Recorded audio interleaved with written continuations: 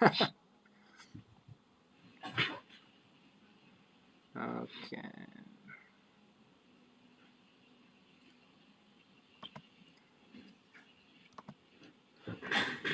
Okay, I believe we're live now, but I'm just gonna check on the sound.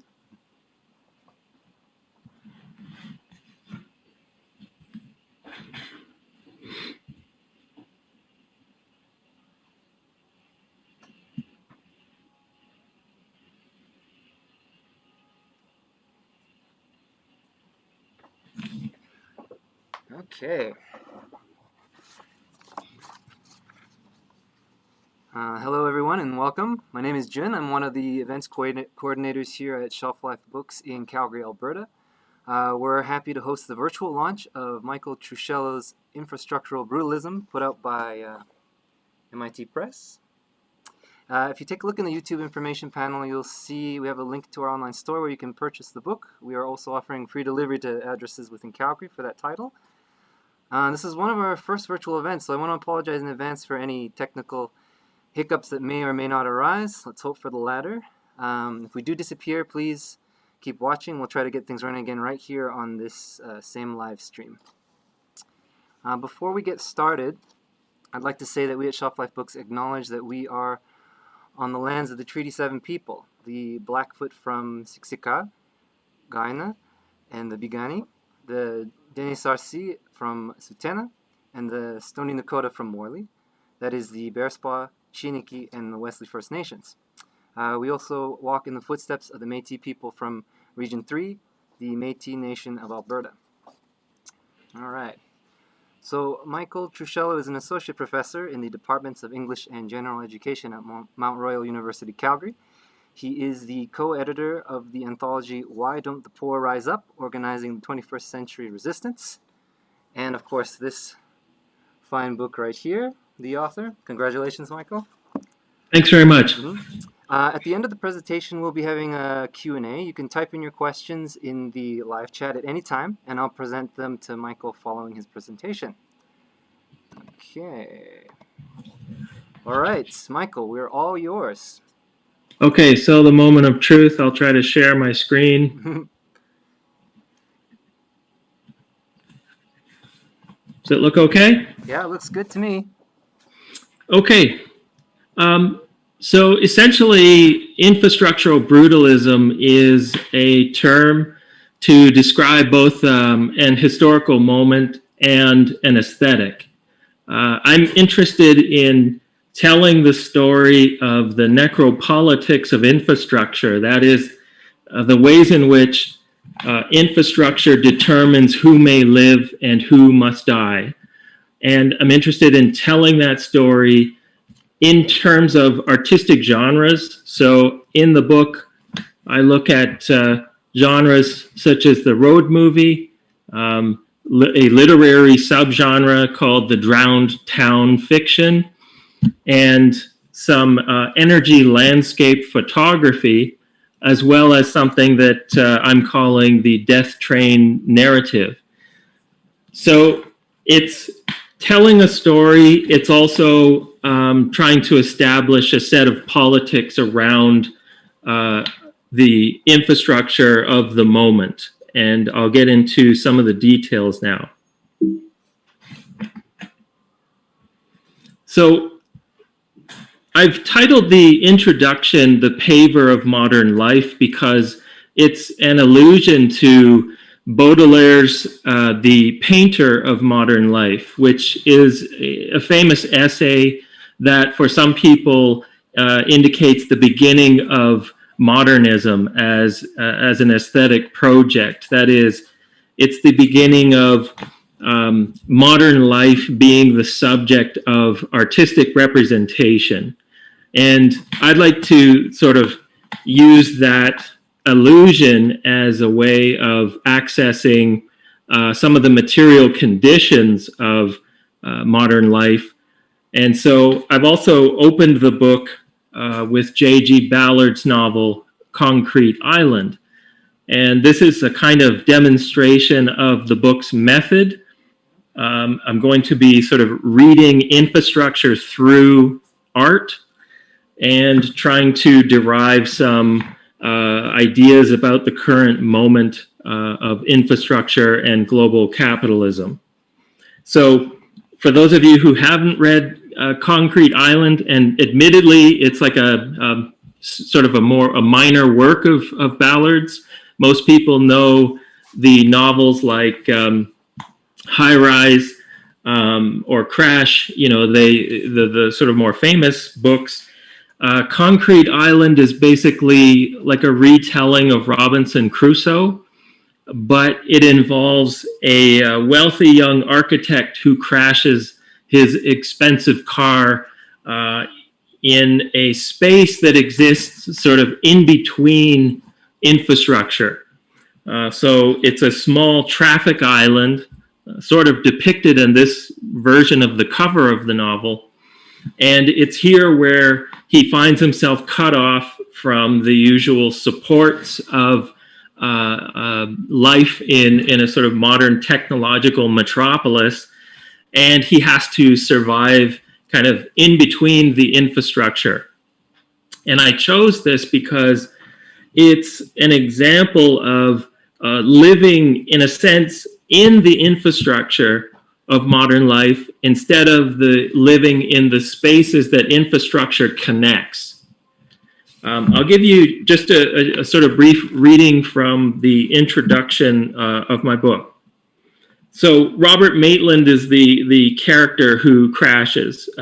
Maitland's accident, like the art of infrastructural brutalism, makes visible the intersecting and interdisciplinary lines of an exposed concrete aesthetic and its necropolitical valences, and refuses to reconcile these relations in a complacent narrative of progress or anti-civilizational utopianism.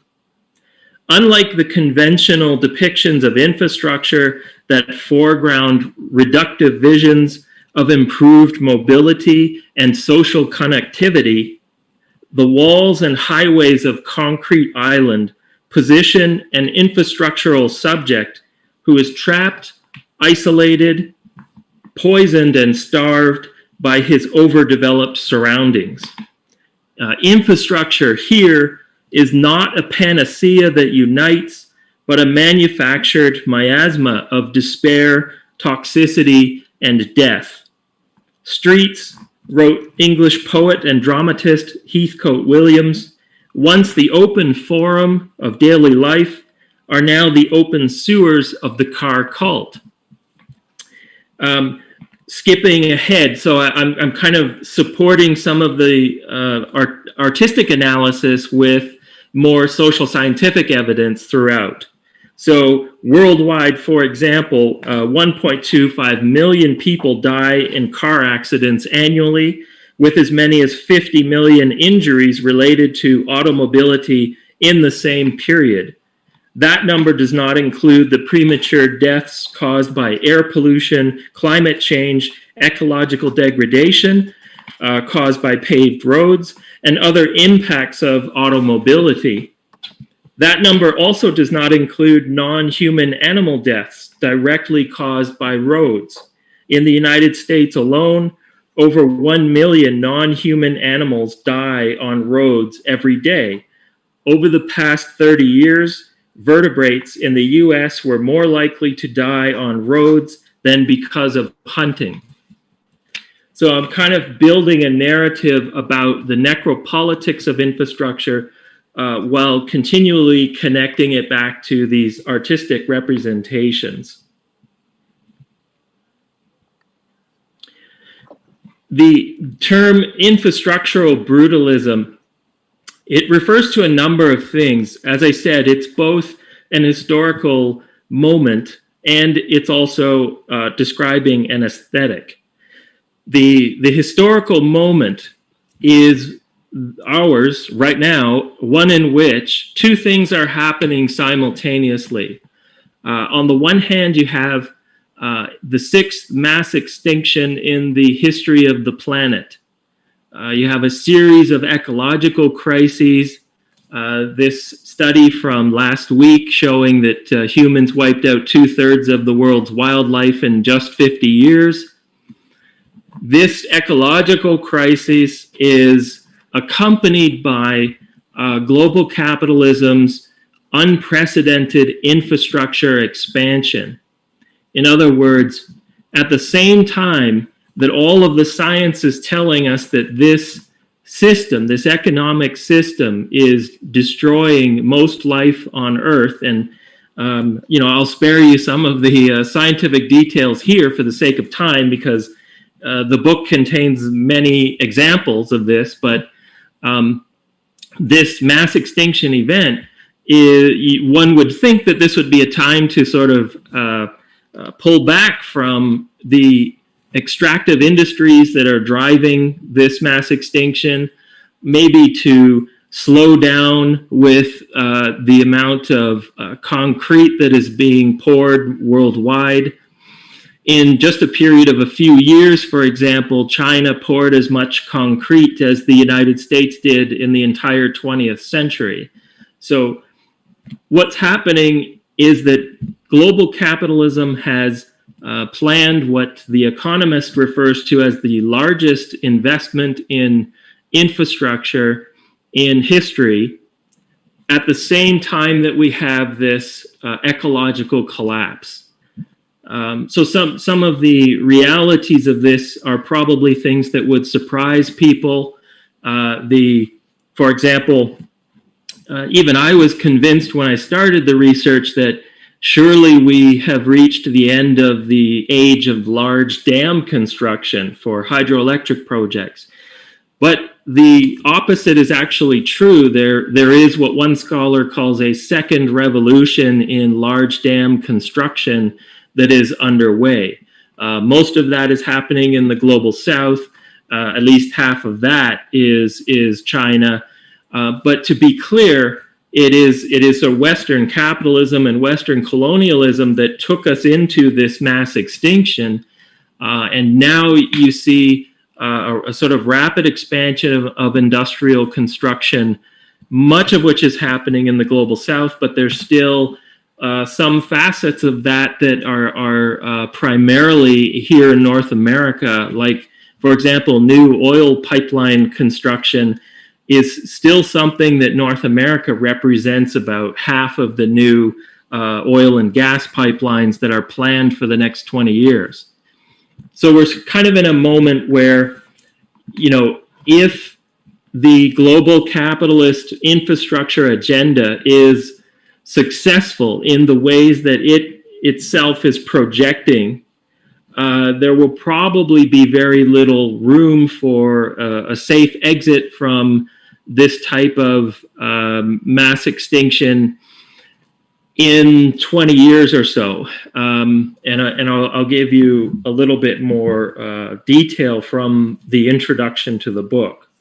So this is also what I'm calling infrastructural brutalism, the historical context in which industrial capitalism has met the limits of its expansion and domination, and yet continues to press for unprecedented commitments to build more oil pipelines, more large dams, more roads, more paved surfaces than at any time in human history.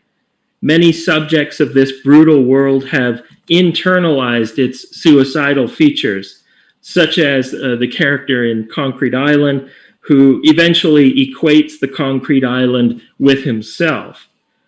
Infrastructural brutalism manifests in an aggregation of industrial trajectories, producing cancerous bodies, polluted lungs, atrophied muscles, and depressed and anxious brains. Often the assemblage of brutal maladies is so dense and prolonged that remedies begin by segregating infrastructure from the list of inimical objects and relations. This oversight is produced by capitalist priorities. Instead of not building another oil pipeline, the emphasis of state capitalism is on building better pipelines. Instead of expertly decommissioning all nuclear reactors, the emphasis of state capitalism is on maintaining an unsustainable level of energy consumption that makes nuclear reactors appear necessary and their waste appear like a reasonable risk. Instead of recognizing that planetary ecological limits have been breached, state capitalism advocates more industrial infrastructure on an unprecedented scale. This book is designed to articulate some of the necropolitical contours and history of infrastructural brutalism through the examination of artistic forms that engage infrastructure as their central focus. Literature about hydroelectric projects that produce drowned towns, films about traveling on paved roads, photography of the energy landscapes past and present, and narratives of death trains from the colonial period to the present eco-apocalypse.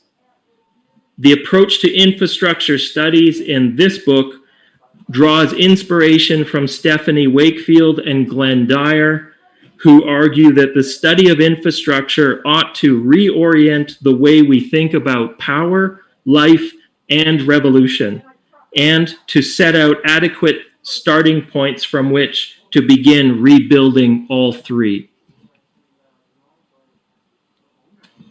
So to give you a sense of the scale of the global capitalist infrastructure agenda, only one initiative, China's Belt and Road Initiative, is the largest single infrastructure project in human history. And that's just China. So they started about 7 years ago, and it's obviously some would argue a form of soft power. It's basically creating connections between Europe and Asia that include new roads, new railways, new marine ports. So it covers both land and over water. It includes dozens of countries. This is a massive project. This is worth trillions of dollars. There's no way that this can possibly be ecologically sustainable. It's basically accelerating capitalism's primitive accumulation on a significant scale. I mean, the studies of the ecological impact of the Belt and Road Initiative are still in their early days. So there's still sort of a mixture of, obviously sort of state supporters who will, produce these studies saying that it's somehow going to be green, even though it does involve new oil pipelines, for example. It does involve new nuclear reactors. There will be a few of those studies, and there are a handful of ecological studies already. But again, this is the largest infrastructure project in history. And part of what I'm interested in the book is looking at some of the cultural ways that China has sort of created propaganda for the Belt and Road Initiative. So things like the Shanghai Film Festival, which has a week devoted to Belt and Road countries and the films that they create. There's a China Council in New Zealand that is creating a game based on the Belt and Road Initiative. There have been museum projects showing photography from the Belt and Road countries, for example. So that there are new graduate studies programs at universities in China that have set up programs designed to create what are basically business people committed to the Belt and Road vision, capable of selling that vision as well.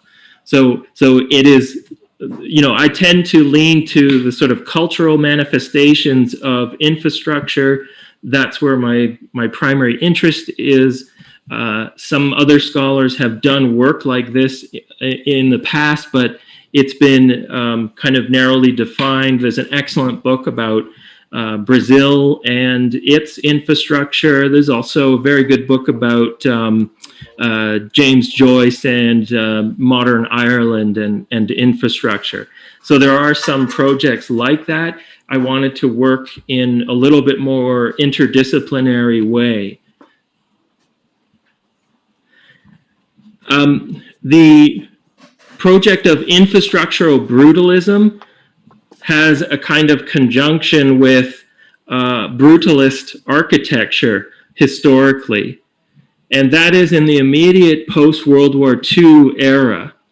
There were a group of French architects who visited the United States looking for ideas that they could take back to Europe and employ in the reconstruction of Europe following the war. And among them was the famous architect Le Corbusier, and he was particularly impressed with some of the exposed concrete structures that he saw in the United States, like the Norris Dam here, as well as he visited the Pentagon and other places that were in the southern United States, created by the Tennessee Valley Authority, which was the major government body in charge of basically electrifying the southern United States.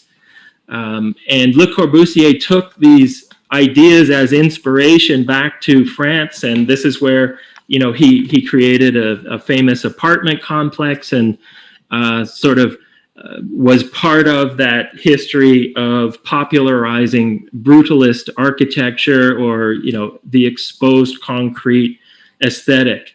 So there's a conjunction there between infrastructure projects born of the Tennessee Valley Authority and what became brutalist architecture.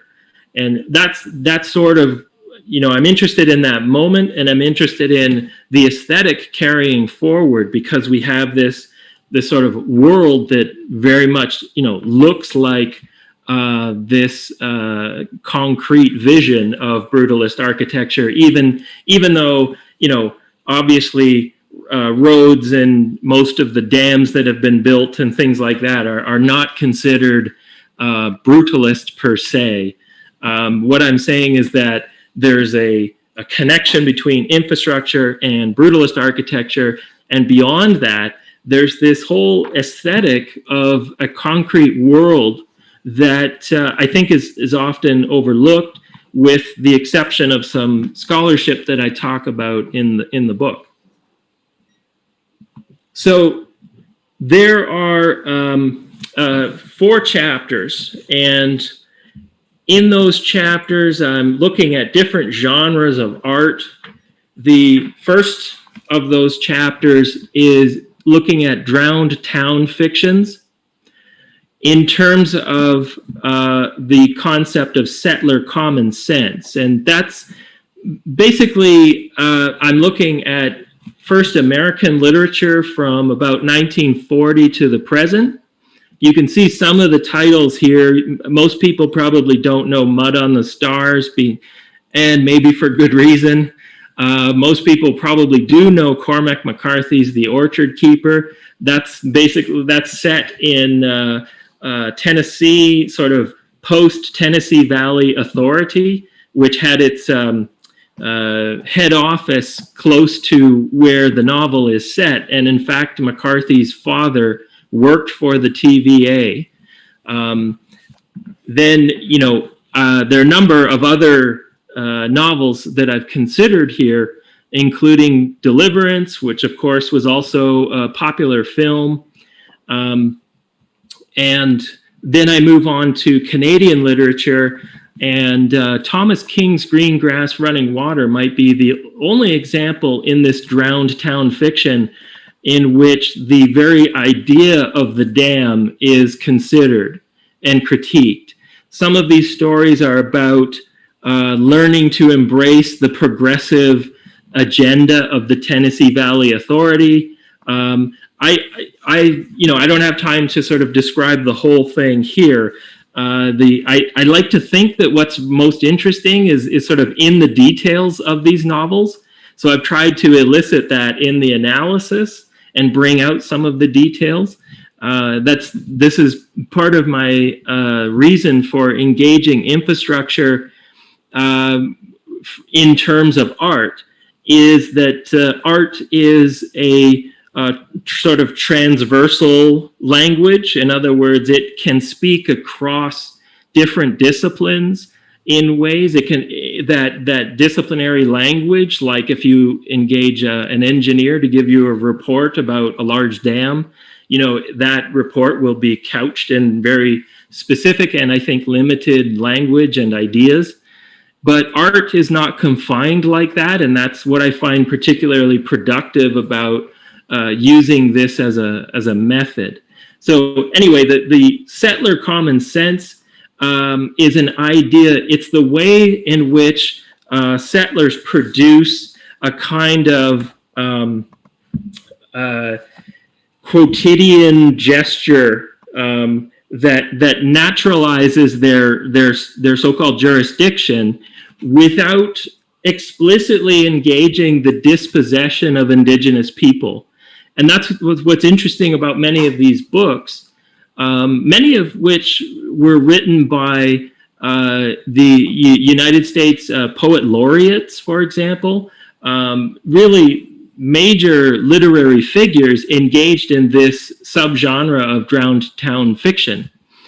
And so what you get is a kind of erasure of indigeneity in these stories, but in different ways. And so it's the details that I'm really interested in parsing here. And at the end of the chapter, I actually address some international cinema as well. There are a number of fantastic films that are about this drowned town narrative.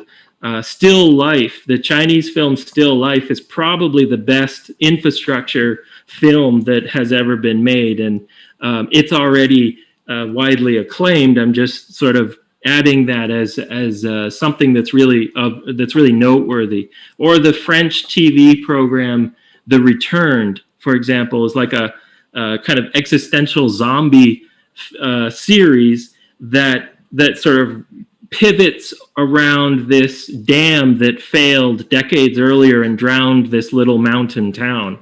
And now you have a kind of zombie narrative built out of that. So there's lots of really interesting art that's explored in these chapters. The amazing thing about road movie scholarship is how much of it has little to say about the road itself. To the sort of extreme that often what's considered the most popular road movie of all time, The Wizard of Oz, it doesn't even really fit the definition of a major scholar in the field of road movie studies, because it doesn't technically have a paved road per se, and it doesn't have motorized vehicles either. So anyway, I think a couple of the interesting elements of looking at the expansion of the interstate highway in the United States in particular, and the peak of road movie successes, like in the 60s and early 70s. So films like Vanishing Point or Two Lane Blacktop, these are famous, in some cases cult favorite films, road movies, and they're also of a subgenre that people call existential road movies, in which the protagonists basically drive for a living, or they have no other purpose really in life but driving their cars. And what's interesting about this subgenre is the way in which it erases what one scholar refers to as transportation racism. So in Vanishing Point or Two Lane Blacktop, you often have a white protagonist who I describe as a sort of gearhead nihilist, in the sense that they have no other purpose but driving, and in the pursuit of that purpose, there's a kind of erasure of the ways in which the roads that they drive on were dictated in many ways by transportation racism. So in some cases, the roads are constructed around cities where they intentionally segregate certain communities and contribute to the isolation of a sort of white suburban community outside of the inner city. So there's kind of an interesting set of traits to these films that I don't think scholars have given fair consideration, to be honest.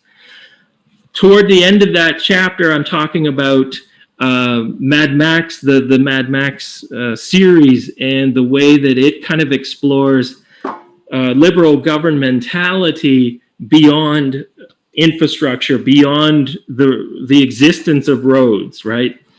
The initial Mad Max is a kind of right-wing libertarian tale that's all about the terror of the police not being able to do their job in this broken society. But by the time you get to Fury Road, you have a very leftist perspective, that asks who killed the world, and of course we know from this very explicit allegory that it's oil capitalism and patriarchy and militarism killed the world.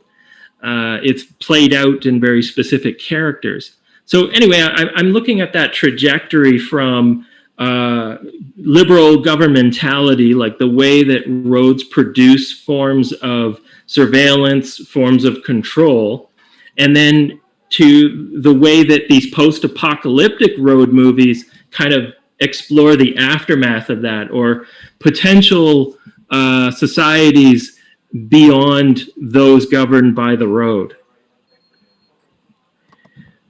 The third chapter is about agency and energy regimes in ruins. And that's the focus on photography for this chapter. So think of Canadian photographer Edward Bratinsky, who took the photo that you're looking at here. He did an entire book on oil and the sort of stages of the life of oil. There are a number of other photographers that I profile in the chapter. And part of the question being asked here is how these photographs of energy landscapes can help us think about the ruins of oil capitalism. What comes after this particular project, which seems to be maybe running out of gas, if you like? What are the extended lives of oil capitalism's ruins? And that can mean many things, but I'm trying to sort of read it through this photography and how it treats agency in particular. Also in this chapter, there's a discussion of the first two seasons of the TV show True Detective, which gives us a kind of story about a toxic landscape. It's set, the first one is set in southern Louisiana, which of course is famous for being where much of the oil and refinery business exists on the Gulf of Mexico. And the very famous Cancer Alley, of course, is in southern Louisiana. So you have a popular TV show that kind of replicates this aesthetic and toxic landscapes and toxic characters. And I kind of engage with that as well as more consideration for the ruins of oil capitalism. What comes after this? And the final artistic genre is what I'm calling death train narratives. And it actually begins with real historical death trains. So in the colonial era, in the late 19th century, the trains that were built primarily for extraction of resource wealth, and that's true of pretty much every settler society. The trains were designed for rapid extraction of resources that could return to the center of empire. And this is variously referred to, as railway colonialism or railway imperialism from a recent book. So I look at those, and I'm looking at some of the artistic representations of those as well. There's a kind of terrible but historically interesting film called Buona Devil, which is one of the earliest 3D films. And the image of the audience watching Buona Devil, which is actually about the construction of the railway, the Ugandan railway. This image was used for the English translation of the Society of the Spectacle, and I'm sure most scholars will be familiar with this image of people with their 3D glasses on, look at, a big audience of people all with 3D glasses on.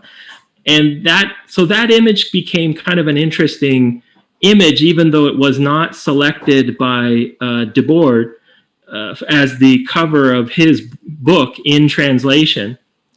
And I found that coincidence kind of interesting because it also returns us to away from the spectacle and toward a kind of extractive industry. And so I kind of developed that idea in terms of Buona Devil. There are death train narratives about the Burma Railway, which of course, was famously constructed by the Japanese army using prisoners of war, and thousands of them died in the construction of this railway, which was never completed, actually. This became one of the famous sort of death trains of history, the Burma Railway. It's been adapted both in terms of the book, The Bridge on the River Kwai, and the film. The film is probably more famous than the novel is, but I talk about both of them in this chapter. And then, of course, you have the death trains of the Holocaust, and the ways in which they logistically created a more intensive killing than any other genocide has experienced. And the death trains of the Holocaust, of course, have become a kind of synonym for the Holocaust itself. After that, I'm sort of discussing primarily fictional death trains, such as Snowpiercer and Train to Busan, both of which are kind of sort of anti-capitalist revolutionary stories. But I examine them in particular, like what are they actually saying about revolution and infrastructure at this very moment. And of course, Snowpiercer sort of concludes with the necessity for derailing the train, and I kind of developed that, in a discussion about the graphic novel on which it's based as well. So it's always trying to keep in view infrastructure, revolution, and life, and how these things relate to each other in this moment of infrastructural brutalism. And there's actually, I made a short video it's at my website, michaeltruscello.com. It's basically me reading from the Snowpiercer Train to Busan portion of that chapter. And I have some video to go with it. So if you're interested in that. You can watch that on YouTube. So the concluding chapter is a discussion of what I refer to as Brisantic politics. Brisance is the shattering effect of an explosive. And I'm talking here not exclusively about actual explosives, but a kind of politics that is about, that is kind of the flip side of the opposition to this suicidal trajectory of capitalist construction. You know, in a general, obvious way, it's like capitalism is literally paving most of the world, and we have to slow it down and even reverse it in order to forego some kind of ecological catastrophe even worse than the one that we're already in. So this is, Brisantic politics is about that capacity to slow the devastation and human subjugation. How do we reorient radical politics toward infrastructure, sabotage, and the unpredictability of cascading destruction in an intensely interconnected world? We saw an example of this here in Canada just a few months ago. Actually, as the book was going to press, so I could only include a couple of sentences about it, but the Shutdown Canada activities back in January, February, essentially managed to shut down rail lines across this country for an entire week. That was kind of a demonstration of one of the things that I'm talking about. How do you slow the circulation of capital? How do you reverse this death spiral that global capitalism is primarily responsible for, not singularly, but primarily? And I wanted to, I also pulled out another passage from the concluding chapter because I just noticed that last week was the 100th anniversary of the bombing of Wall Street by Italian anarchist Mario Buda. You can read about that in Mike Davis's book about the history of the car bomb. It was the first time the New York Stock Exchange had suspended trading. And there's much more that could be said about Brisantic politics and exactly what that means, but the general outline is the idea that we need to interfere with the central nodes of capitalist circulation. We need to slow it down. Any sort of divergence from the status quo in this system is a brief interlude in what is a prolonged sort of killing machine. So how do you stop that? I'm also speaking from not only from a position of being in the sort of global north and in a province of Canada whose business is extraction, but I'm also, basing some of this on the observation that the left is particularly disorganized at the moment and doesn't really have the social capacity to accomplish some of the things that other forms of destruction might be able to accomplish as a kind of force multiplier. So it's recognizing that the organized militant left is particularly weak, and that has to change. I'm not trying to erase the importance of organizing.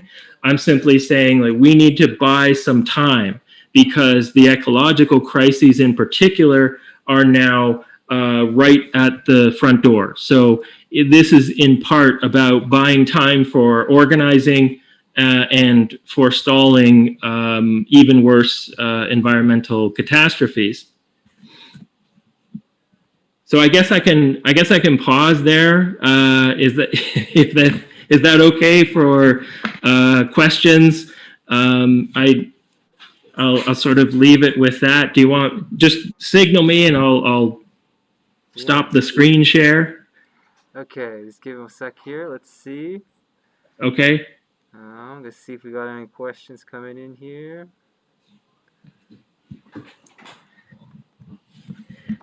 I guess while we're waiting, you can maybe you can talk a little about how you got started writing infrastructural brutalism. Like, what were your kind of first inspirations? Well, it was actually about 10 years ago that I was working in the study of digital media. And I started to notice more reporting on the infrastructure of digital media and the ecological impacts of digital media and things like that. And I think that's where I started to pivot away from believing that some kind of radical solution could come from, you know, the internet writ large, and gradually making my way toward a realization of the primacy of extractive industries, for example.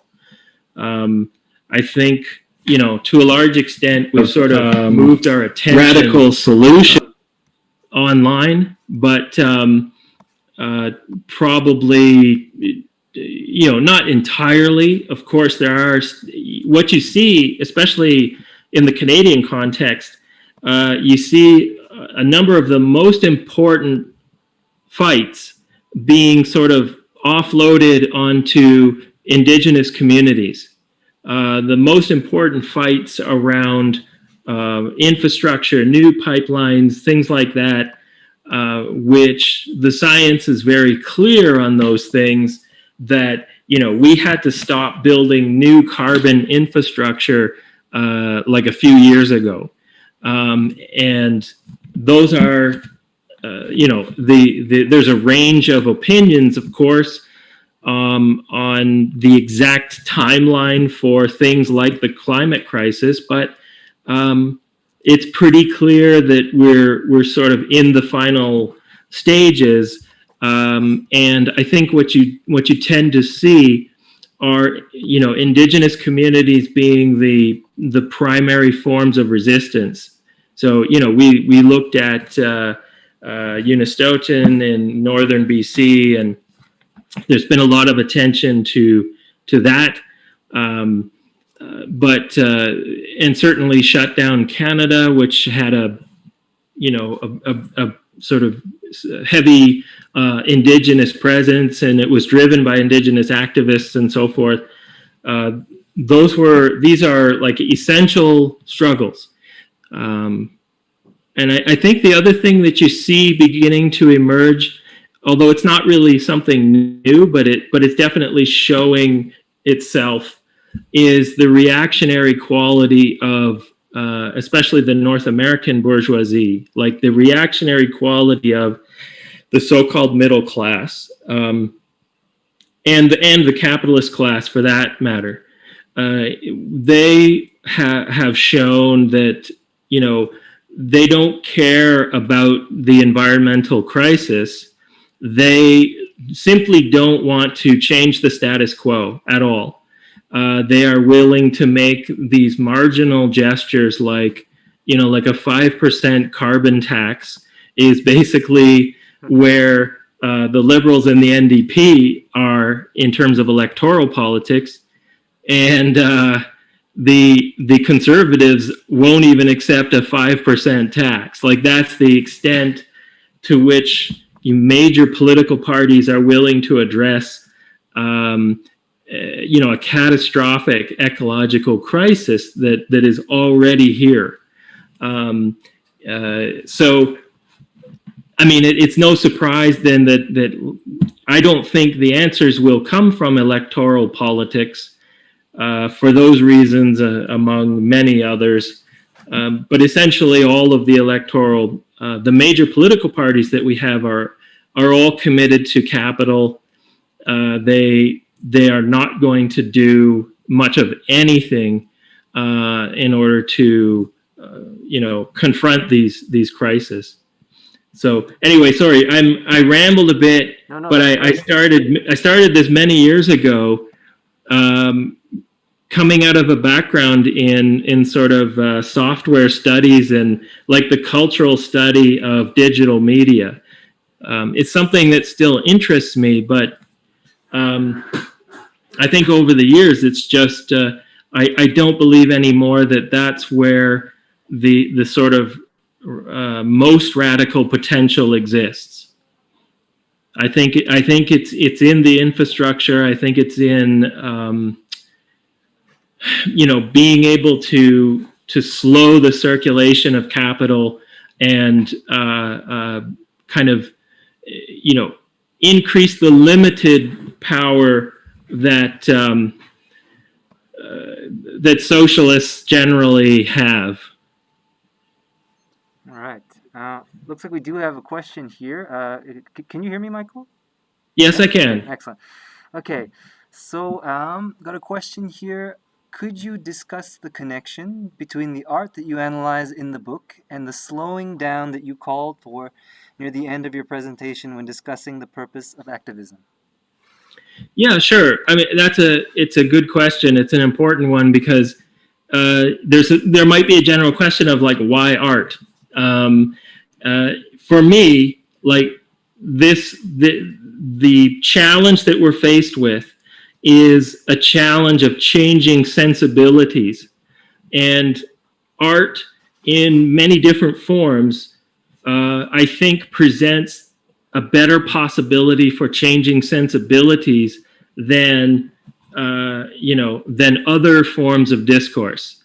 Like, you can produce, well, I'll give you an example. I was talking to my students a few years ago about the book, The Shock of the Anthropocene, which is basically like a historicization of the Anthropocene, which is this new geological era in which we live. It's a recognition that human beings are the equivalent of a geological force now. It's really not human beings. It's really capitalism that's the primary driver of that geological transformation. It's not as though someone living in like destitute conditions is causing this ecological crisis. Anyway, I was talking about the shock of the Anthropocene, and one of the things that the authors of that book reveal is that we've known for centuries of the destructive capacity of capitalism. We've known about the emergence of these environmental disasters. So they go back centuries and look at natural philosophers or people who would be called scientists today, and their observations in those previous centuries.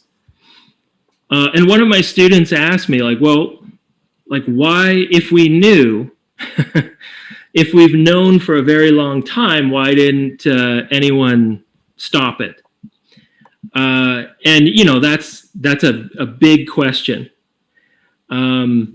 Why? One of the major reasons that we didn't stop this catastrophe is that we have been incapable of overthrowing capitalism and replacing it with something more sustainable. That's a major reason. It's undeniable. You look at before the last century, really the biggest ecological crisis was the Columbian Exchange, right? The colonization of the Americas, which brought invasive species and new diseases and murderous colonizers to the Americas. And that was the most sort of deadly environmental catastrophe prior to probably the past 100 years or so, especially the post-World War II era. So there are these structural problems, and you could deal with them. You could try to present Brisantic politics simply in terms of the basic strategy, the basic ideas, right? You could simply outline, like, here's a manual for how to disrupt some kind of infrastructure. But I think what I'm looking for in the art is the inspiration.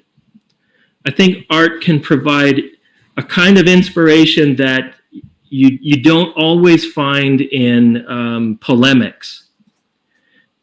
So there are some examples in the book, like I talk about, around the time of, in the 1930s, there was this idea circulating among, including the Nazi Party in Germany, and the idea was basically to dam the Mediterranean and create a massive hydroelectric project out of damming the Mediterranean. And part of this, it's a hugely racist and invasive project, because part of it involved just taking over North Africa for the sake of providing more energy to Europe. And part of the reason that this failed had to do with a popular novel of the day, being of particular sort of annoyance to the Nazi planners. I'm really interested in how people are inspired to either embrace certain infrastructure projects or to prevent them from happening. You can look at Earth First, for example, right? The sort of inspiration in Edward Abbey's novel that becomes like the inspiration for a social movement.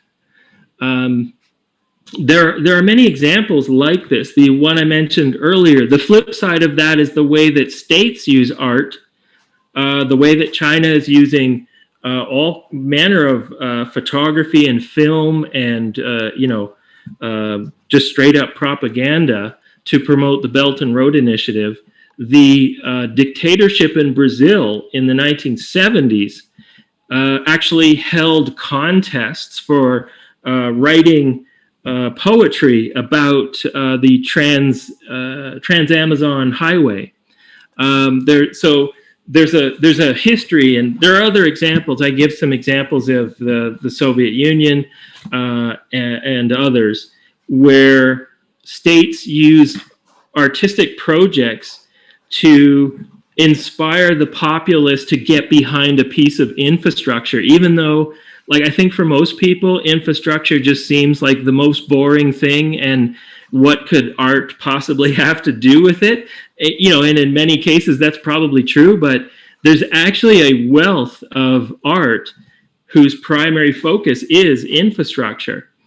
And so I'm kind of trying to flip what the states are doing to get people to endorse their infrastructure projects, by holding contests for creating art in the name of a highway. And I'm kind of thinking the opposite. What if there's another Edward Abbey novel out there, or its adaptation as Kelly Reichardt's movie Night Moves, which makes, I think, some significant changes in the sensibility around infrastructure and destruction. Even though her movie was almost sued by producers for what they thought was plagiarizing Abbey's novel.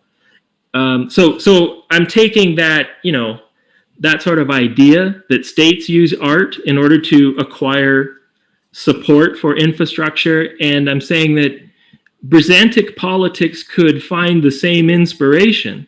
It could find the same inspiration in artistic discourses, which, as I say, are transversal, and I think in their ability to sort of cross disciplines and categories of ideas. Art has that capacity that maybe a straight up polemic, like a political tract, might not have.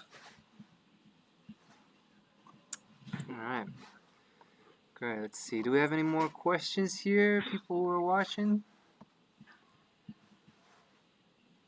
Let's see.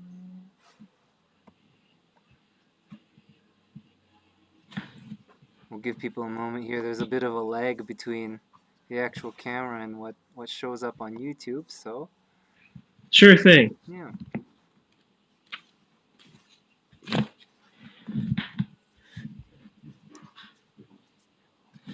I guess if in preparation for reading your book, could you give us a kind of like a kind of top 3 reading list and top 3 watching list? Kind of like so that people would be prepared for the references that you might be. Yeah, I was going to make a slide of that. Oh yeah. And then I forgot. That's okay.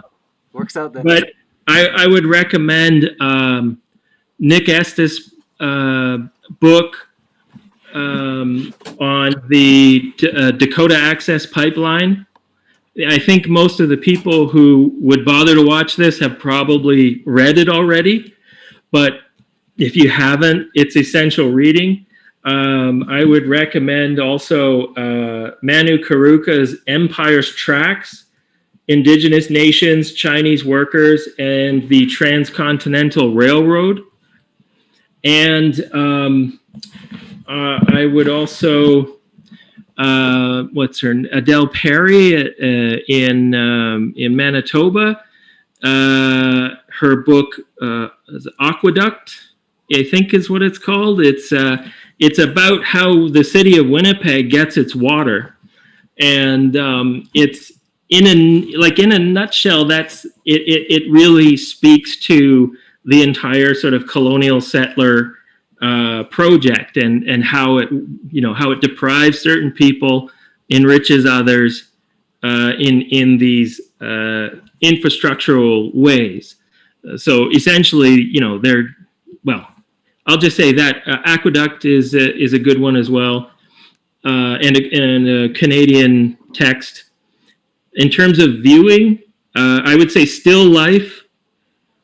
It's a Chinese film that is actually shot during the construction of the Three Gorges Dam, which was the largest in the world, I think, until recently. But it's still, the Three Gorges Dam is still so enormous that it actually alters slightly the rotation of the Earth. So that's a brilliant film, and just on its own, it would be worth watching. But as a story of infrastructure, I would recommend it. I kind of like. There's a film called The Rocket. It's by an Australian director with an all Laotian cast, and they speak Laotian in the film, and it's kind of a crowd pleaser. I'm willing to go with that too. It takes the construction of a dam is what sort of sets the story in motion, because it displaces the central characters in the film. They have to leave where they and generations of their family have lived.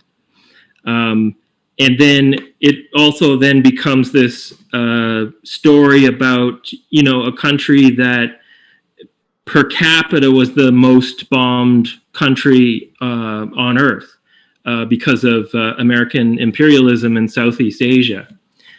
So it's kind of, it's not as grim as it sounds. It's actually a real crowd pleaser called The Rocket, and it comes from a director who also did a documentary film called Bomb Harvest, which was about like unexploded munitions in Laos.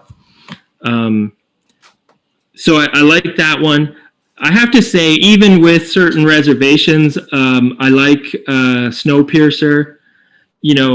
I think lots of like leftists like it because it's a kind of revolutionary allegory.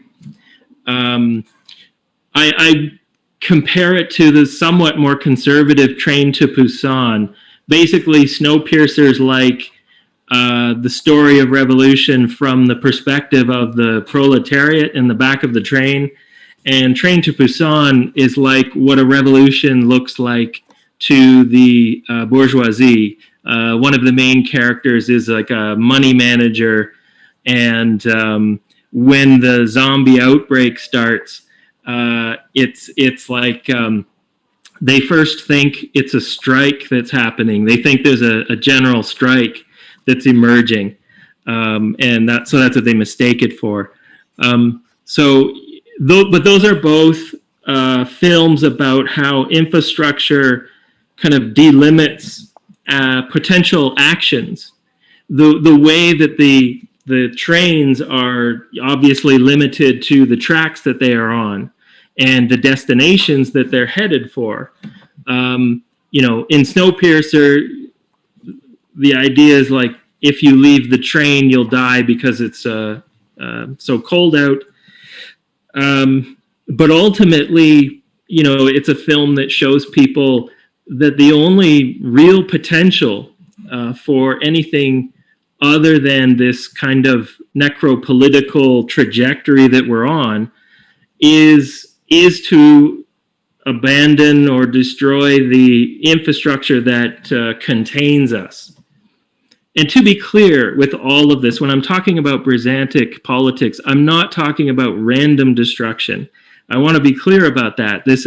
It has more to do with strategic intervention, strategic sabotage, strategically preventing certain forms of infrastructure from being made today.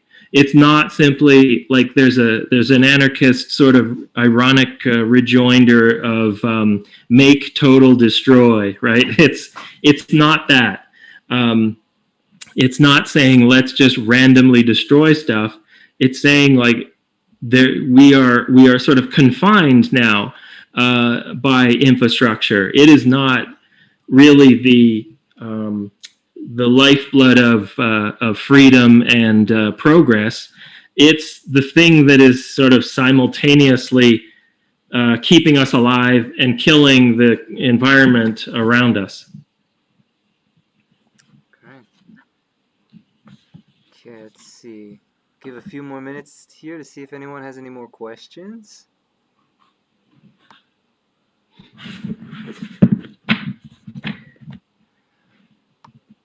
I guess this kind of silence between questions has a kind of a different meaning in the virtual sphere.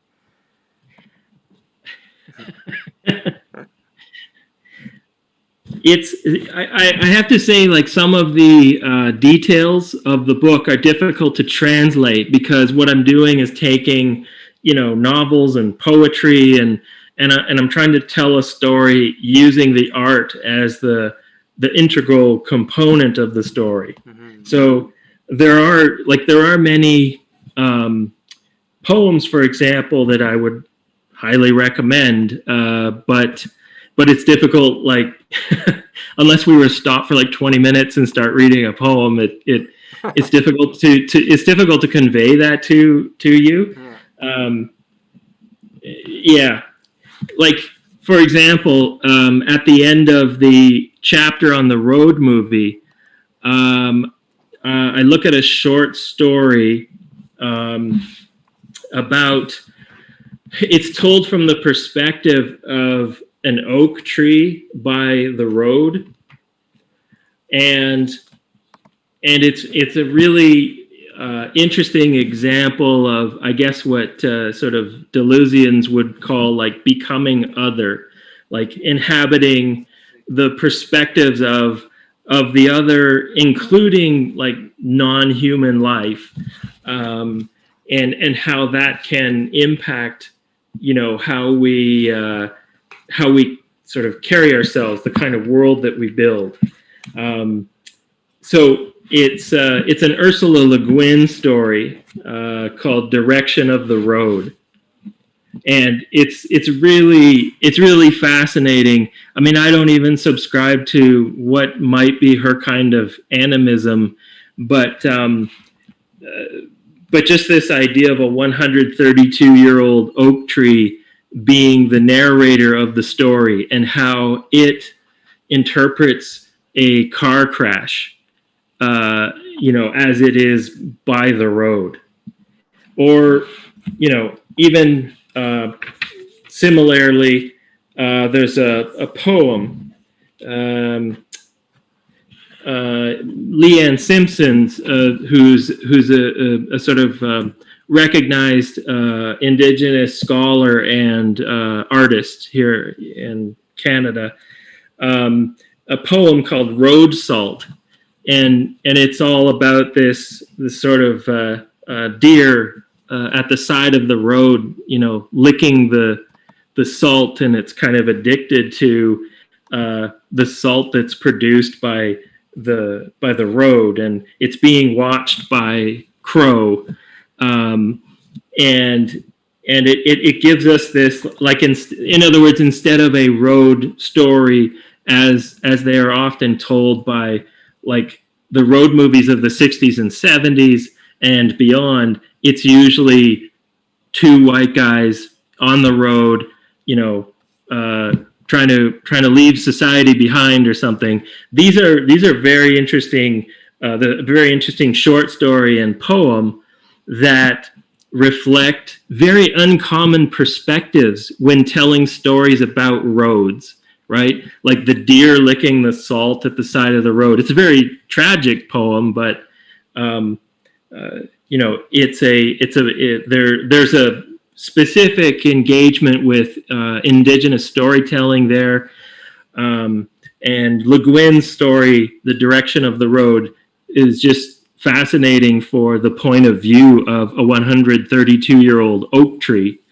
So I'm trying to also gesture beyond the dominant genre manifestations, right? Like the road movies that people know very well.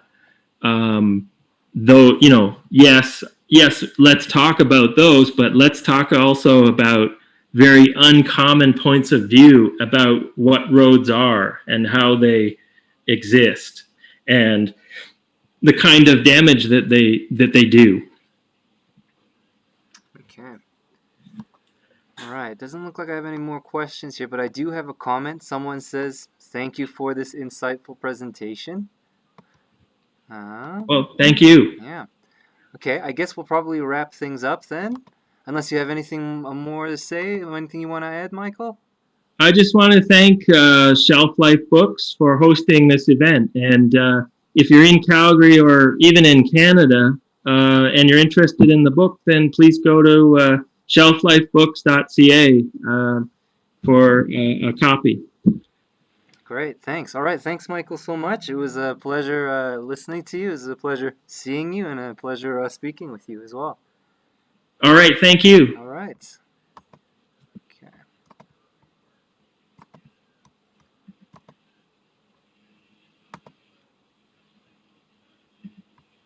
All right, I've ended the stream.